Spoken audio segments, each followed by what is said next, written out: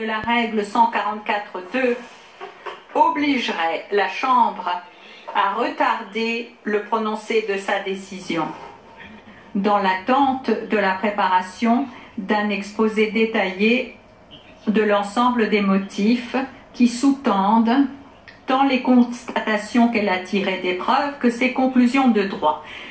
Étant donné le volume du dossier des preuves et le degré de détail des arguments avancés par les parties et les participants, et comme la majorité a déjà pris sa décision sur la base de l'évaluation des preuves, la majorité ne saurait justifier le maintien des accusés en détention durant la période nécessaire à la préparation d'un exposé détaillant par écrit l'ensemble des motifs de sa décision.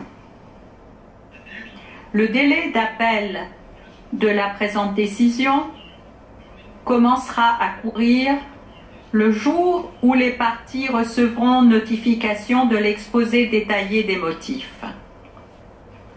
Le procureur peut, dès aujourd'hui, saisir la Chambre d'une requête du type prévu à l'article 81.3c i.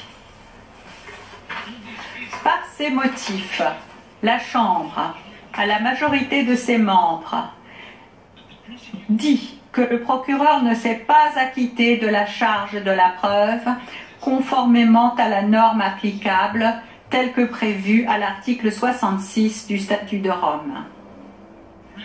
Fait droit aux demandes d'acquittement présentées par la défense de Laurent Gbagbo et celle de Charles Blé Goudet concernant l'ensemble des charges portées à leur encontre. Ordonne la mise en liberté immédiate des deux accusés conformément à l'article 81.3c du statut. Non, s'il vous plaît, non. Non.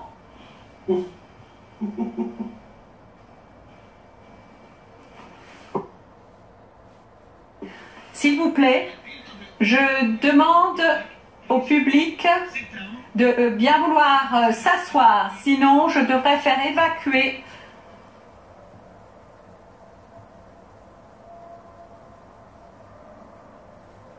la galerie.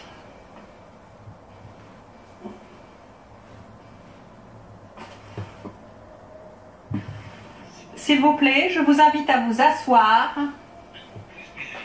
et à adopter un comportement approprié. Ordonne la mise en liberté immédiate des deux accusés conformément à l'article 81.3c du statut sous réserve de toute demande que le procureur pourrait introduire en vertu de l'alinéa i de ce même article. Décide que les délais d'appel de la présente décision commenceront à courir à la publication de l'exposé détaillé des motifs de celle-ci. Dit que les demandes de mise en liberté actuellement pendantes sont désormais sans objet. Madame le juge Herrera Carbuccia a déposé par écrit une opinion dissidente. Ainsi se conclut la décision orale de la Chambre. Et je me tourne maintenant vers le bureau du procureur pour demander si le bureau du procureur souhaite présenter une requête au titre de l'article 81.3c i du statut.